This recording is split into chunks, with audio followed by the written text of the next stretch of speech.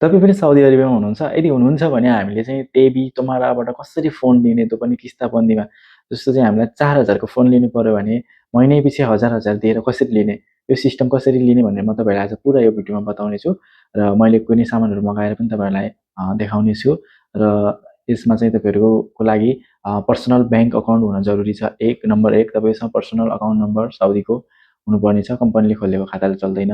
2 तपाईँसँग SIM card हुन्छ, त्यो चाहिँ आफ्नो अकामाको अन्डर हुनुपर्छ। तपाईँहरूले नेपालबाट आउने बित्तिकै एयरपोर्टमा या कम्पनीले निकालिदिएको सिम चाहिँ हाम्रो भिसा नम्बरमा हुन्छ र भिसा नम्बरमा आएको सिमबाट हामीले पर्सनल अकाउन्ट पनि खोल्न सक्दैनौँ र हामीले यो तेबी तोमारा भन्ने एप छ, यहाँ चाहिँ जुन किस्ताबन्दीमा हामीलाई फोनहरू दिन्छ, फोन जे केही पनि हामी लिन चाहन्छौँ किस्ताबन्दीमा त्यसबाट लिनको लागि चाहिँ हामीलाई पर्सनल अकाउन्ट र पर्सनलमा सिम कार्ड आफ्नो पर्सनल अकाउन्टमा हुनुपर्छ।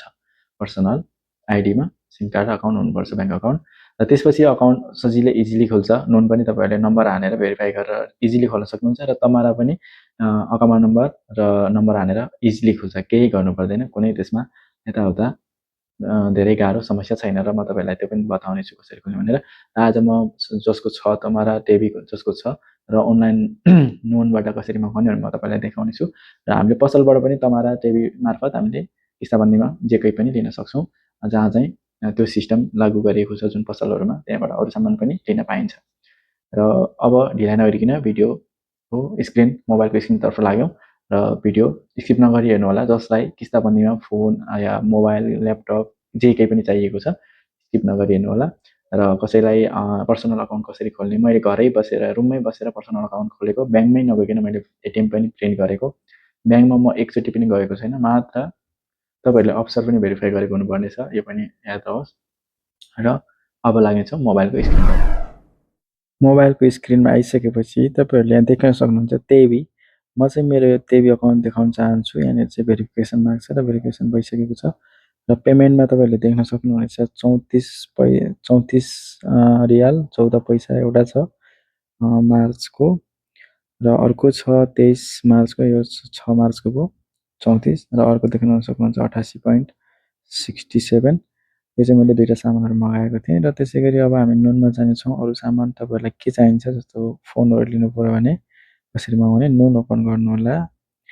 नर्मली नुन ओपन गरेपछि सर्च गर्नु होला। मैले S25 सर्च गरेको छु, तपाईँहरूले देख्न सक्नुहुन्छ। यसको प्राइस अहिले 3479 छ र यहाँनिर गेट इन 59 मिनट्स पनि देखाइरहेको छ। 1 घन्टाभित्र पाउँछौँ हामीले अहिले अर्डर गऱ्यौँ भने।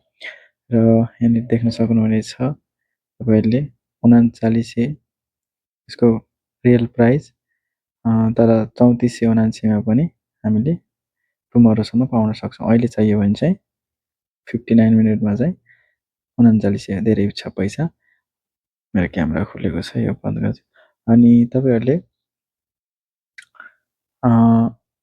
म चाहिँ अहिले चाहिँ तत्काल यसलाई गर्दिनँ। यो फोन चाहिँ म पसलबाटै लिन्छु, अनलाइनमा अरू सामान लिन्छु। यो फोन अहिले म अनलाइनबाट लिन्न, पछि लिन्छु। र मैले यो देख्न सक्नुहुन्छ निकायको स्पिकर, यसलाई 279 को यसलाई लिनेछु। पहिला यसलाई कार्डबाट हटाउनु पर्नेछ, एड टु कार्ड गर्नुपर्नेछ। जुन सामान लिनको लागि मैले चाहिँ त्यहाँ दुईवटा सामान एड गरेर राखेको छु र त्यसैले म चाहिँ यो पहिला फोनलाई डिलिट गर्नेछु र म यहाँ हाम्रो चेकलिस्ट, जति हाम्रो यहाँ सामान एड गरेर राखेको छ त्यति सामान लिनको लागि पहिला हामीले एड गरेर राख्नुपर्ने छ कार्डमा। र यहाँनिर अहिले मैले तपाईँलाई देखाउने छु सामसङको S25 तपाईँले देख्न सक्नुहुनेछ। अहिले यसलाई अर्डर गरियो भने, यदि टेबी मार्फत लियो भने देख्न सक्नुहुन्छ 874.75 पैसा र तमाराबाट 24 मन्थ पनि मिल्छ। तमाराबाट टेबीबाट चाहिँ 4वटा महिनाको 4 चोटि र तमाराबाट चाहिँ 24 महिनाको पनि सुविधा रहेछ, तपाईँले देख्न सक्नुहुनेछ। र 24 महिना त धेरै सस्तो पर्छ, तपाईँहरूले नै हिसाब गर्नु। र यसबाट मैले अहिले यसलाई रिमुभ गरेको छु। मैले यसलाई लिनको लागि तपाईँलाई देखाउँछु कसरी लिने भनेर, के सिस्टम प्रोसेसिङ हुन्छ भनेर।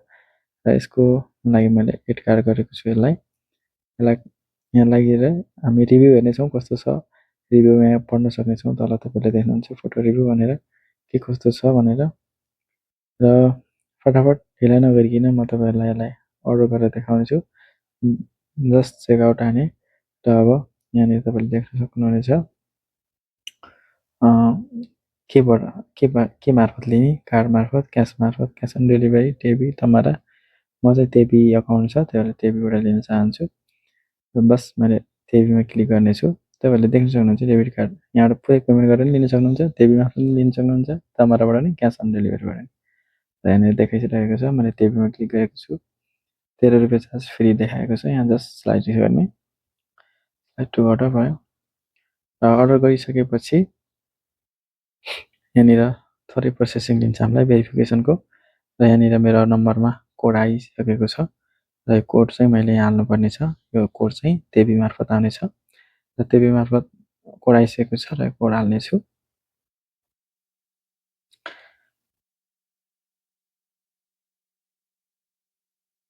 र कोड हालिसकेपछि यहाँनिर चाहिँ लोनमा हामीले टेबी मार्फत यो सामान मगाउँछौँ। कति 3 महिना 3 किस्तामा सकाउने या 4 किस्ता भनेर देखाइरहेको छ। 3 किस्तामा सकायो भने 79 र 4 किस्तामा सकायो भने 75 छ। म चाहिँ 3 किस्तामा लिनेछु।